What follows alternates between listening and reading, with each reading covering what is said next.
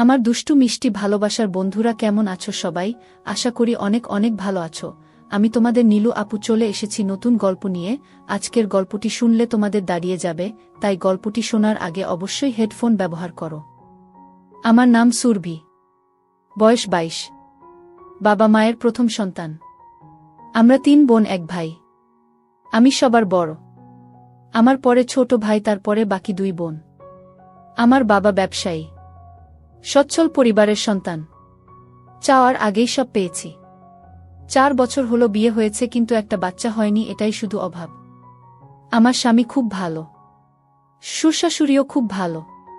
তবে দুঃখের কথা হলো বিয়ের 3 মাস পরই ছুটি শেষ হয়ে যাওয়ায় স্বামী আবার দুবাই চলে যায়। আর তারপরই শুরু হয় আমার এক নতুন জীবন। সব সময় মন ভার করে থাকতাম। কিছুতেই সময় কাটত না। স্বামী দিনে রাতে মিলে 2-1 বারের বেশি ফোন দিত না। সারাক্ষণ অস্থিরতা আর হতাশায় নিমজ্জিত থাকতাম। হঠাৎ একদিন মোবাইলে কোথা থেকে যেন নীল রঙের একটা হিজিবিজি লেখা আসে। লেখাটায় ক্লিক করতেই দেখি সাইটটি। যত সব মজার মজার গল্প। মায়ের সাথে ছেলে, ছেলের সাথে মা, মামির সাথে ভাগ্নে, ভাগ্নের সাথে মামি, এরকম অনেক মজার মজার গল্প। প্রথম 2টা গল্প পড়ে ঘিন ঘিন লাগলেও পরে খুব মজা পাইলাম। তারপর ধীরে ধীরে বাংলা গল্প পড়ার অভ্যাস হয়ে গেল। সারাদিন শ্বশুরশাশুড়ির সেবায়ত্ন, ঘর সংসার সামলানো, নিয়ম করে স্বামীর সাথে মোবাইলে কথা বলা, আর রাতে শুয়ে শুয়ে কি হিডেন গল্প ওয়ার্ল্ড কো এ বাংলা গল্প পড়ে বাড়ির নিজস্ব গাছের কালো বেগুন দিয়ে শান্ত এখন আমার নিত্যদিনের কাজ। গল্প পড়তে পড়তে মনটাও ভিতরে ভিতরে চুট্টি হয়ে গেল। রাতে মাঝে মাঝে মনে হতো রাস্তা থেকে কোনো ছেলেকে ঘরে ডেকে এনে আমার নরম জায়গাটা নেই। এভাবে গল্প পড়ে সময় কাটানোর কিছুদিন পর হঠাৎ একদিন আমার জীবনে এলো এক সুপুরুষ। হাসি আর ঠাট্টার ছলে নিজের অজান্তেই জড়িয়ে পড়ি। বিশ্বাস করেন আর না করেন, এখন আমার কাছে সারা পৃথিবী একদিকে আর অন্যদিকে আমার প্রেম। বৈধ বলেন আর অবৈধ বলেন, আমি আমার জানুকে ছাড়া বাঁচব না। আমার মতো রক্ষণশীল পরিবারের সহজ সরল একটা মেয়ে কিভাবে এমন সিরিয়াস জড়িয়ে গেলাম, সেই গল্পটাই আজ আপনাদের সাথে মন খুলে বলবো। তাহলে শুরু করা যাক। তবে কোথা থেকে শুরু করব ভেবে পাচ্ছি না। আরেকটা কথা বলে নেই, আমার কিন্তু লেখালেখির অভ্যাস নেই। বাংলা গল্প পড়ে যতটুকু শিখেছি সেই অভিজ্ঞতা থেকেই লিখছি। সব সময় অন্যের লেখা পড়ি, তাই ভাবলাম আজ নিজের একটা গল্প সবার সাথে শেয়ার করি। গল্পের নায়ক বলেন আর খলনায়ক, তার নাম নিলয়। নিলয় আমার স্বামীর আপন একমাত্র বড় বোনের একমাত্র ছেলে। মানে সম্পর্কে সে আমার ভাগ্নে হয়। নিলয় খুব শান্তশিষ্ট স্বভাবের ছেলে। বিয়ের সময় তাকে একবার দেখেছিলাম। ভালোমতো কথাও হয়নি তখন। নিলয় তখন এসএসসি পরীক্ষার্থী। পড়াশোনার চাপে মামার বিয়েটায় ঠিকমতো বেড়াতে পারেনি। নিলয়দের বাড়ি গ্রামের দিকে। তাই এসএসসি পরীক্ষায় পাশ করার পর নিলয় আমাদের বাড়িতে, আমার শ্বশুর বাড়ি থেকেই পড়াশোনা করত। আমাদের বাড়ি থেকে নিলয় যেই কলেজটায় ভর্তি হয়েছে তার দূরত্ব ছিল মাত্র 15 মিনিটের। নিলয় প্রতিদিন সাইকেলে চড়ে কলেজে যেত। আমার শ্বশুর বাড়িতে ঘর ছিল মাত্র একটি। তবে নিলয়ের পড়ালেখার কথা চিন্তা করে বড় ঘরটার পাশে ছোট একটা পড়ার ঘর তৈরি করে দেয়া হয়েছিল। ঘরটায় চেয়ার টেবিল সহ একটা খাটিয়াও ছিল। তবে রাতে নিলয় বড় ঘরটার একটা রুমে থাকত। আমাদের বড় ঘরটায় 3টা রুম। একটা রুমে আমি আর আরেকটা রুমে আমার শ্বশুরশাশুড়ি থাকত। মাঝখানের রুমটা অবশ্য ফাঁকা ছিল। তবে নিলয় আসার পর মাঝখানের রুমটায় একটা খাট বসানো হয় এবং নিলয় মাঝখানের রুমটাই থাকে। রাতে পড়া শেষ করে এসে মাঝখানের রুমটায় ঘুমায়। নিলয় খুব মেধাবী। এসএসসিতে সে A+ পেয়েছে। নিলয় কথাবার্তা খুব কম বলে। প্রয়োজন ছাড়া কারো সাথে কথা বলে না, এমনকি তার নানানানির সাথেও না। আর আমার দিকে তো ঠিকমতো তাকাই না। আমার শ্বশুরশাশুড়ি বয়স্ক মানুষ, সারাক্ষণ ঘরেই থাকেন। শ্বশুর চশমা ছাড়া ঠিকমতো দেখেনি না। আর শাশুড়ি হাতির মতো মোটা শরীর নিয়ে নড়তেই পারে না। সারাক্ষণ বিছানায় শুয়ে শুয়ে পান চিবায়। শ্বশুর দিনের বেলায় এদিকে সেদিক গেলেও শাশুড়িকে আজ পর্যন্ত ঘরের বাহিরে যেতে দেখি নাই। সে যাই হোক, নিলয় আমাদের বাড়িতে এসেছে 15 দিন হল। এখন অবধি আমার সাথে ঠিকমতো কথাই বলেনি। আমাকে খুব লজ্জা পায়। আমি আর নিলয় একসাথেই খাওয়া দাওয়া করি। শ্বশুরশাশুড়ির খাবার তাদের বিছানার উপর দিয়ে আসি আর আমি নিলয় একসাথে খাই। নিলয় বাড়িতে আসার পর আমার ওই গল্প পড়াটা আর হচ্ছে না। কারণ পড়া শেষ করে এসে কখন ডাক দিয়ে বলবে, মামি দরজা খোলো। তাই সারাক্ষণ তার অপেক্ষায় থাকতাম। সে খুব পড়ত। রাতে 10টার আগে খেতে আসত না। মাঝে মধ্যে তো 11টা-12টা অবধি পড়ত। আমি প্রায়ই ঘুমিয়ে যেতাম। নিলয় তখন সামনের দরজায় ডাক দিয়ে না পেয়ে ঘরের বাম সাইটের দরজায় এসে ডাকত। অর্থাৎ আমি যেই রুমটায় ঘুমাতাম ঠিক ওই রুমটার বাহিরের দরজার দিকে এসে ডাকত। তখন আমি লাফিয়ে উঠে গিয়ে দরজা খুলতাম। একদিন নিলয় অনেক রাত্র অবধি পড়ল। তা প্রায় রাত 12টা কি 12:30 হবে। আমি তো ঘুমে অস্থির। নিলয় এসে প্রায় 10-15 মিনিট ডাকাডাকি করেও আমাকে জাগাতে পারছিল না। উপায় না পেয়ে সে রান্নাঘর থেকে মাছ ধরার ছিপ দিয়ে জানালার ফাঁক দিয়ে আমার গুতা মারল। আমি লাফিয়ে উঠলাম। তারপর গিয়ে দরজা খুলে দিলাম। আমি ভাত খাওয়ার জন্য বাসন পরিষ্কার করতে চাইলে নিলয় বলল, নিলয়, মামি, আমি ভাত খাবো না, তুমি শুয়ে পড়ো। আমি, কেন? ভাত খাবে না কেন? ভাত না খেয়ে কেউ রাতে ঘুমায়? নিলয়, না, তোমার চোখে অনেক ঘুম। এমনিতেই তোমাকে রোজ রাত জাগিয়ে কষ্ট দেই, আজ অনেক রাত হয়েছে। এবার তুমি শুয়ে পড়ো, আমি সকালে উঠে খাবো। আমার কোনো সমস্যা নেই। তোমার যতক্ষণ মন চায় পড়ে এসো। মাঝে মধ্যে চোখটা একটু লেগে যায় আর কি। নিলয়, আমার জন্য তুমি শুধু শুধু জেগে থাকবে কেন? কাল থেকে আমি পড়ার ঘরটাই ঘুমাবো, আর নানানানিকে যখন খাবার দাও তখন আমাকেও ডাক দিও, ওই সময় আমিও খেয়ে নেব। সন্ধ্যা রাতে খেয়ে নিলে রাত জেগে পড়তে পড়তে ক্ষুধা লাগবে না? তখন কি খাবে? আর তাছাড়া এত বড় ঘর থাকতে তুমি ওই ঘরে ঘুমাবে কেন? আমি কি কখনো বলেছি তোমার জন্য আমার সমস্যা হচ্ছে? তুমি কি বাহিরের কেউ? তুমি তো আমাদের নিজেদের মানুষ। তোমার জন্য এইটুকু করতে পারবো না? নিলয়, ঠিক আছে মামি। অনেক রাত হয়েছে, এবার ঘুমাও, এই ব্যাপারে সকালে তোমার সাথে আলাপ করব।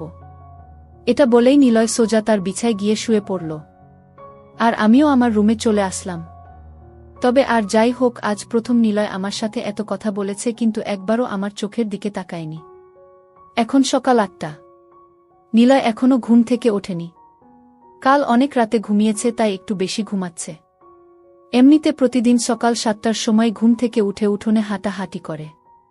নিলয়কে কখনো সকালে পড়তে দেখিনি। নিলয়কে ডাক দিতে হবে, কারণ 10টায় ক্লাস আছে। তাই নিলয়কে ডাক দিলাম। নিলয়, ওঠো, 8টা বাজে, কলেজে যাবে না? নিলয়, কয়টা বাজে? 8টা। 8টা বাজে বলতেই লাফিয়ে উঠল। তারপর গোসল করতে গেল। মিনিট 10-এর মধ্যে গোসল শেষ করে নাস্তা খেয়ে সোজা কলেজে চলে গেল। এরপর ঠিক 2টার সময় কলেজের ক্লাস শেষ করে বাসায় ফিরল। মাঝে মধ্যে অবশ্য 12টা-1টার দিকেও চলে আসে। পড়ার ঘরে বই খাতা রেখে গোসলখানায় হাত মুখ ধৌত করতে গেল। এদিকে আমি খাবার নিয়ে বসে আছি। নিলয় ঘরে আসলো। তারপর আমার দুজনে একসাথে দুপুরের খাবার খাইলাম। খাবার খাওয়ার সময় কোনো কথা হলো না। শুধু জিজ্ঞেস করেছিলাম কলেজে ঠিকমতো ক্লাস হয় কিনা। বাচ্চা ছেলের মতো মাথা নেড়ে শুধু বলেছিল হ্যাঁ, শুধু এইটুকুই। খাবার খেয়ে নিলয় তার পড়ার ঘরে গিয়ে শুয়ে রইল। নিলয় অবশ্য দিনের বেলা ওই ঘরটায় ঘুমায়। সন্ধ্যা হয়ে গেল। নিলয় ঘুম থেকে উঠছে না। আমি পড়ার ঘরটায় গিয়ে নিলয়কে ডাক দিলাম। আমার ডাক শুনে ঘুম থেকে উঠে বিছানায় বসল। আমার দিকে তাকিয়ে বলল, নিলয়, কি হয়েছে? ডাকছ কেন? না, কিছু না। সন্ধ্যা হয়ে গেল, তুমি এখনো ঘুমাচ্ছ, পড়তে বসবে না? নিলয়, সন্ধ্যা হয়ে গেছে নাকি? দেখি কয়টা বাজে। নিলয় পড়ার টেবিলে রাখা তার হাতঘড়িটায় টাইম দেখে গোসলখানায় হাত মুখ ধৌত করার জন্য চলে গেল। আমি তার পড়ার ঘরটাই বসে রইলাম। হাত মুখ ধৌত করে নিলয় পড়ার ঘরে আসলো। আমার দিকে তাকিয়ে বলল, নিলয়, তুমি এখনো এখানে কি করো? রান্নার কাজ শেষ? সেই কখন। কেন, ক্ষুধা লাগছে নাকি? নিলয়, আরে না, কি যে বলো, এই সন্ধ্যার সময় ক্ষুধা লাগে নাকি? তবে চা হলে ভালো হতো। চা পাতা মনে হয় ঘরে নেই। কাল থেকে তোমাকে চা করে দেব, ঠিক আছে? নিলয়, ঠিক আছে। এখন যাও, আমি পড়তে বসব। আচ্ছা বাবা, তুমি মনোযোগ দিয়ে পড়ো, আমি গেলাম। আমাদের বড় ঘরটায় চলে আসলাম। ঘণ্টা 2 পরে শ্বশুরশাশুড়িকে রাতের খাবার দিলাম। শ্বশুরশাশুড়ি খাচ্ছে। আমি পাশেই বসে আছি। হঠাৎ শ্বশুর বলল, বৌমা, নিলয় ঠিকমতো পড়ালেখা করে তো? তুমি একটু খেয়াল রেখো। বাবা আপনি কোনো চিন্তা করবেন না, নিলয় খুব ভালো ছেলে, তাকে পড়ার জন্য বলতে হয় না। সে নিজেই নিজের পড়া শেষ করে নেয়। তা জানি, কিন্তু তারপরেও আমাদের দায়িত্ব আছে না? নিলয়কে নিয়ে আপনাদের কোনো চিন্তা করতে হবে না, আমি সারাক্ষণই তার সাথে সাথে আছি। আর বাবা কাল সকালে নিলয়ের জন্য দোকান থেকে চা পাতা নিয়ে আসবেন। নিলয় আজ সন্ধ্যার সময় চা চেয়েছিল, আমি বলছি কাল থেকে দেব। শাশুড়ি, তাদের বাড়িতে সবাই চা খাওয়ার অভ্যাস। আমিও একবার তোমাকে বলবো বলবো বলেও ভুলে গেছি। তোমার শ্বশুরের আনার দরকার নেই। বাজার সদাই যা লাগে এখন থেকে নিলয়কে দিয়েই নিয়ে আসবে। নিলয়কে সকালে আমি বলে দেব। আর বৌমা, সকালে নাস্তা করার সময় আমাকে মনে করিয়ে দিও, আমি নিলয়ের সাথে কথা বলবো। ঠিক আছে মা। আমি তাদের খাওয়া শেষ হওয়া অবধি বসে রইলাম। খাওয়া শেষে বাসনপত্র গুছিয়ে আমার রুমে গিয়ে মোবাইলে বাড়িতে মায়ের সাথে কথা বললাম। কথা বলতে বলতে রাত প্রায় 10টা হয়ে গেল। এবার দেখি নিলয় কি করছে। আমি দরজা খুলে নিলয়ের পড়ার ঘরের কাছে গেলাম। ঘরের কাছে যেতেই নিলয়ের পড়ার শব্দ পাইলাম। পড়ার শব্দ পেয়ে আমি আর ঘরে ঢুকলাম না, কারণ নিলয় রাগ করতে পারে। তাই বড় ঘরে চলে আসলাম।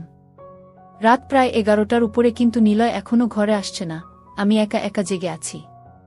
পড়ার ঘরে যে যাব সেটারও সাহস পাচ্ছি না, কারণ আমি রাতের বেলা অন্ধকারে ভয় পাই। তাই বাহিরে না গিয়ে সামনের জানালা খুলে বসে রইলাম। অপেক্ষার পর অপেক্ষা, কিন্তু নিলয় ঘরে আসছে না। পড়ার ঘরে না হয় ঘুমাবে, কিন্তু খেতে আসবে তো? আমার কিচ্ছু ভাল লাগছে না। কি করব ভেবে পাচ্ছি না। সুরকে ডাকবো নাকি ডাকবো না তাও বুঝতে পারছি না। এভাবে অপেক্ষা করতে করতে রাত প্রায় 12:30 বেজে গেল। এরপর আমি অপেক্ষা করতে করতে কখন যেন ঘুমিয়ে গেলাম। সকালে ঘুম থেকে উঠে শাশুড়িকে জিজ্ঞেস করলাম, মা নিলয় ঘরে আসে নাই? শাশুড়ি, না, কেন, কি হয়েছে বৌমা? না কিছু না মা, নিলয় কাল রাতে বড় ঘরে আসে নাই। পড়ার ঘরেই ঘুমাইছে। আমি অনেক রাত্র পর্যন্ত অপেক্ষা করে কখন যে ঘুমিয়ে পড়েছি নিজেও জানি না। শাশুড়ি, কি বলো বৌমা? নিলয় পড়ার ঘরে ঘুমাবে কেন? এই ঘরে কি তার সমস্যা হয়? কি জানি মা, আমি তো সারাক্ষণই তার খেয়াল রাখি। আমার মনে হয় নিলয় আমাকে লজ্জা পায়। আচ্ছা মা, আমাকে লজ্জা পাওয়ার কি আছে? আমি তো ওর মার মতোই, তাই না? শাশুড়ি, নিলয়কে ডাকো। সে তোমাকে লজ্জা পাবে কেন?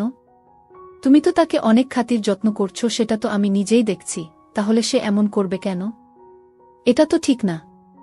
সে এখানে লেখাপড়া করবে, যখন যা লাগবে তোমাকে বলবে, তুমি না দিলে আমাদের বলবে। আর তুমি তো আমার লক্ষ্মী বৌমা, কত সুন্দর করে সংসারের সব দায়িত্ব নিজের কাঁধে নিয়েছ। কই নিলয়, কই, ডাকো তাকে। ঠিক আছে মা, আপনি চিন্তা করবেন না। কয়দিন গেলে এমনিতেই লজ্জা চলে যাবে। দেখি নিলয় কি করছে। এখনো ঘুম থেকে কেন উঠছে না? 8টার উপরে বাজে। কলেজের সময় হয়ে যাচ্ছে না? আমি শাশুড়ির সাথে কথা বলে নিলয়ের পড়ার ঘরে গেলাম। এখনো দরজা বন্ধ। তার মানে নিলয়ের ঘুম ভাঙ্গেনি। আমি দরজায় টোকা মেরে নিলয় নিলয় বলে ডাকতে লাগলাম। নিলয়ের কোনো সাড়া শব্দ নেই। অনেকক্ষণ ধরে ডাকছি, কিন্তু তার কোনো হুঁশই নেই। ঘরটায় আবার কোন জানালাও নেই যে তাকে জানালার পাশে গিয়ে ডাকি। পুরো ঘরটায় একটাই দরজা। যাই হোক, এবার জোরে জোরে দরজায় থাপ্পড় মারতে থাকলাম। প্রায় 15-20 মিনিট ডাকা ডাকির পর নিলয় দরজা খুলল। দরজা খুলেই আবার বিছানায় গিয়ে শুয়ে পড়ল। আমি বুঝতে পারলাম না ঘুমে কাতরাচ্ছে নাকি অসুস্থ হয়ে পড়ল। আমি ঘরে ঢুকে তার মাথায় হাত দিলাম। হাত দিতেই দেখি শরীরে প্রচণ্ড জ্বর। শরীরটা যেন পুড়ে যাচ্ছে। আমি ভয় পেয়ে গেলাম। দৌড়ে বড় ঘরে এসে শাশুড়িকে বললাম। শাশুড়ি তো আবার সুন্দরবনের হাতি, চলাফেরা করতে পারে না। তাই আমাকে বলল, বৌমা, নিলয়ের শরীরটা ভিজা কাপড় দিয়ে মুছে দাও আর কপালে জলপট্টি দাও। আমি শাশুড়ির কথামতো বালতিতে পানি নিয়ে নিলয়ের শরীর থেকে কাঁথা সরিয়ে তার সারা শরীর ভিজা কাপড় দিয়ে মুছে দিলাম। তারপর কপালে জলপট্টি দিলাম। প্রায় ঘণ্টাখানি তার পাশে বসে রইলাম। এরপর আস্তে আস্তে নিলয় চোখ খুলতে লাগল। আমি তাকে ধরে উঠে বসালাম। বসানোর পর নিলয় আমাকে বলল, মামি, রাতে যখন জ্বর অনুভব করি তখন সাথে সাথে গিয়ে তোমাকে ডাক দিয়েছিলাম, কিন্তু তুমি গিয়েছিলে, তাই তোমাকে আর বেশি ডাকাডাকি করিনি। আমি বললাম, এটা কোনো কথা হলো নিলয়? তুমি অসুস্থ, একা একা এই ঘরে কেন ঘুমালে? আমার জানালায় জোরে থাপ্পড় মারতে, নয়তো বাম দিকের দরজাটায় জোরে একটা লাথিই মারতে। এভাবে একা একা কষ্ট করার কোনো মানে হয়? এভাবে 10 মিনিট কথা বলার পর নিলয় উঠে দাঁড়াল। তারপর খাট থেকে নেমে সোজা গোসলখানায় গেল। গোসলাখানা থেকে হাত মুখ ধৌত করে বড় ঘরে গেল। নিলয়কে বড় ঘরে যেতে দেখে আমিও বড় ঘরে চলে গেলাম। বড় ঘরে এসে তাকে নাস্তা দিলাম। নাস্তা করতে করতে তার শরীরের জ্বর কিছুটা কমে গেল। কলেজে যাওয়ার মতো সময় আর শরীরের কন্ডিশন কোনটাই ছিল না। তাই নিলয় আজ কলেজে গেল না, বাড়িতেই হাঁটাহাঁটি করছে। আমি রান্না করছি, হঠাৎ দেখি নিলয় আমার পেছনে দাঁড়িয়ে আছে। আমি বললাম, কি ব্যাপার, রান্না শিখবে নাকি? নিলয়, না, ভাবছি তুমি সারাদিন একা একা কত কাজ করো, সবার খেয়াল রাখো, সত্যিই তুমি খুব ভালো। কেন যে তোমার সাথে এতদিন কথা বলিনি? আমি আসলে তোমাকে লজ্জা পেতাম, তাই তোমার সামনে কম আসতাম, কম কথা বলতাম। তাছাড়া আমি মেয়েদের কাছ থেকে একটু দূরেই থাকি। আমি কেন? মেয়েদের কাছ থেকে দূরে কেন? মেয়েরা কি বাঘনা ভাল্লুক? নিলয়, আরে না, তুমিও দেখছি কলেজের মেয়েদের মতো কথা বলো। আমি কলেজে আবার মেয়ে বন্ধু নাই তো? নিলয়, আরে না, আমাদের ক্লাসের একটা মেয়ে আছে, অযথাই গায়ে পড়ে কথা বলে। আমি, তাই নাকি? তা মেয়েটার নাম কি? নিলয়, বিশ্বাস করো আমি ওর নামও জানি না, আর জানার ইচ্ছাও নাই। তাকে দেখলেই আমার প্রচণ্ড রাগ হয়। গায়ে পড়ে কথা বলা মেয়েদের আমি একদম পছন্দ করি না। আমি, তাহলে তো তুমি আমাকেও পছন্দ করো না, কারণ আমিও তো তোমার গায়ে পড়ে কথা বলি। নিলয়, তুমি কি বাহিরের মানুষ নাকি? তুমি তো আমার সাথে যখন খুশি কথা বলতে পারো। বলতে গেলে তোমার সাথে কথা না বলে আমি অপরাধ করেছি। তোমার জায়গায় অন্য কেউ হলে এতটা খেয়াল রাখত না। তুমি সত্যিই অনেক অনেক ভালো। আমি, হয়েছে, আর হাওয়া দিতে হবে না। এবার যাও, আমার মোবাইলটা দিয়ে তোমার মাকে একটা ফোন দাও।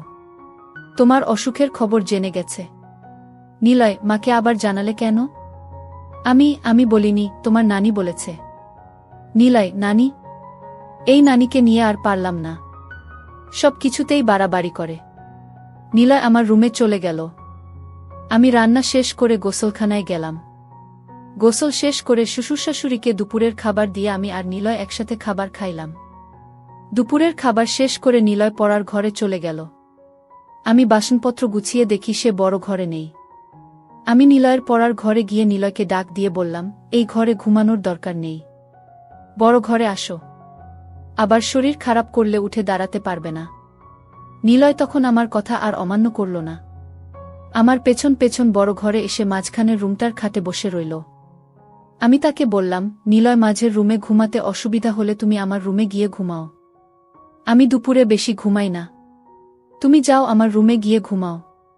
আসলে মাঝের রুমটা একটু খোলা মেলাতো, তাই নিলয় এখানে ঘুমাতে স্বাচ্ছন্দ্য বোধ করে না। তারপর নিলয় আমার কথামতো আমার রুমটায় গিয়ে শুয়ে পড়ল। এদিকে শাশুড়ি ডাকছে, পান খাবে, চুনের কৌটা খুঁজে পাচ্ছে না। চুনের কৌটা দিতেই শাশুড়ি জিজ্ঞেস করল, নিলয় কোথায়? আমি বললাম, মা, নিলয় আমার রুমে ঘুমাচ্ছে, পড়ার ঘরে গিয়ে শুইছিল, আমিই নিয়ে এসেছি। বলা তো যায় না, আবার কখন শরীরটা খারাপ করে বসে, আর মাঝের রুমটায় নিলয় ঘুমাতে পছন্দ করে না। এজন্য আমিই বলেছি আমার রুমে গিয়ে ঘুমাতে। শাশুড়ি, ভালোই করেছ, মাঝের রুমটা আসলে থাকার উপযুক্ত না। দেখো, নিলয়কে বলো এখন থেকে তোমার সাথেই ঘুমাতে। রাতে পড়া শেষ করে তোমার সাথেই ঘুমাবে। তুমি তো আর তাকে কম যত্ন করছো না, তোমার কথা না শুনে পারবে না। আমি, মনে হয় না আমার সাথে ঘুমাবে। তবে আজ আমার সাথে অনেক কথা বলেছে, এতদিন তো শর্মে কথাই বলেনি। আজ মামির সাথে খুব কথা বলেছে। শাশুড়ি, বলেছিলাম না, কয়েকদিন গেলে ঠিক হয়ে যাবে। আর তুমি যেই খাতির যত্ন করছো, ওর মা চেয়ে কম না। আমি, কি বলেন মা, নিলয় তো আমাদের ছেলের মতোই।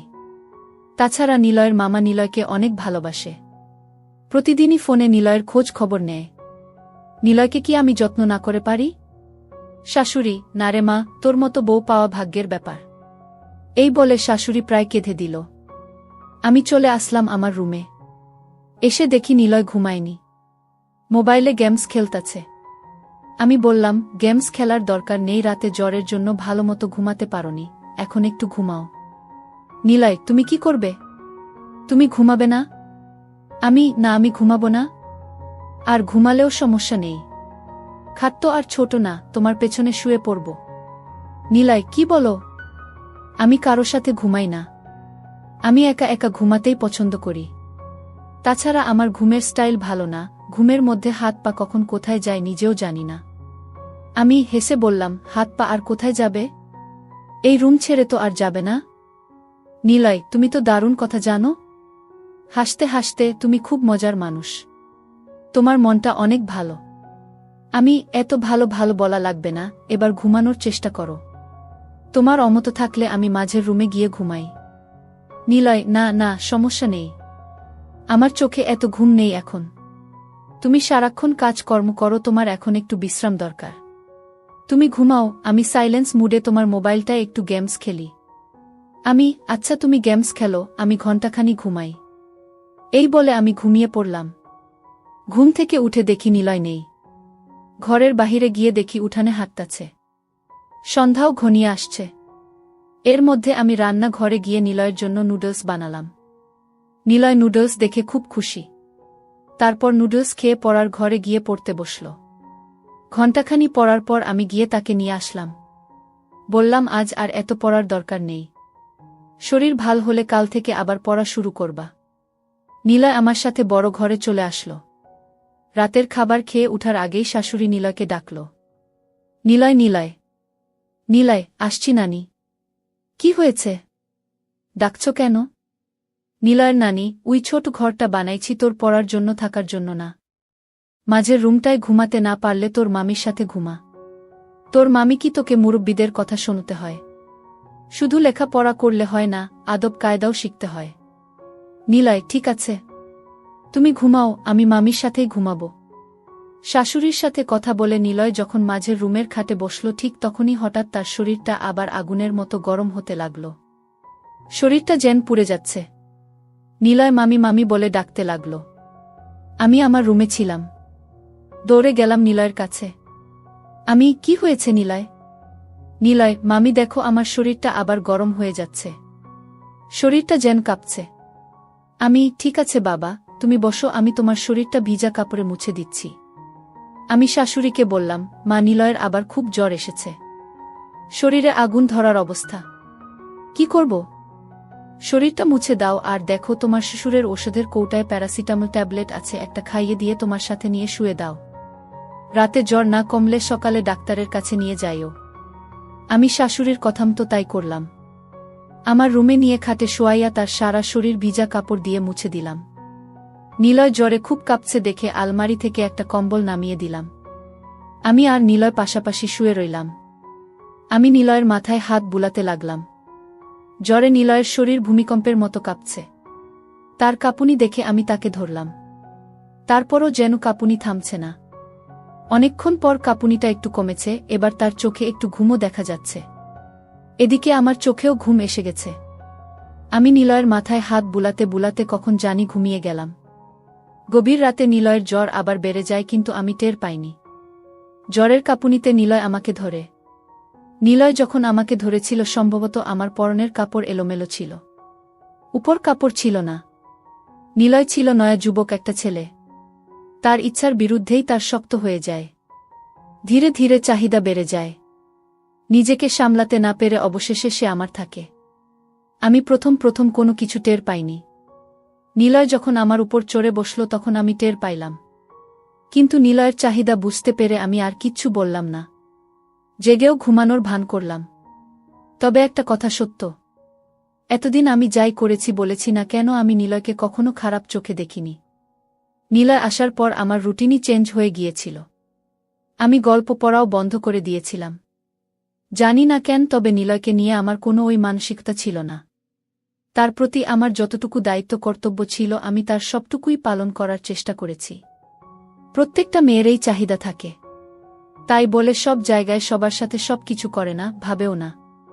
যাই হোক, আমি ঘুমের ভান করে রইলাম। এদিকে নিলয়ের চাহিদা বেড়েই চলছে। খোলার চেষ্টা করছে, কিন্তু বয়স কম। আগে কখনো এসব করেনি, তাই খুলতে পারছে না। খুলতে না পেরে উপর দিয়েই আমার দুটো শুরু করল।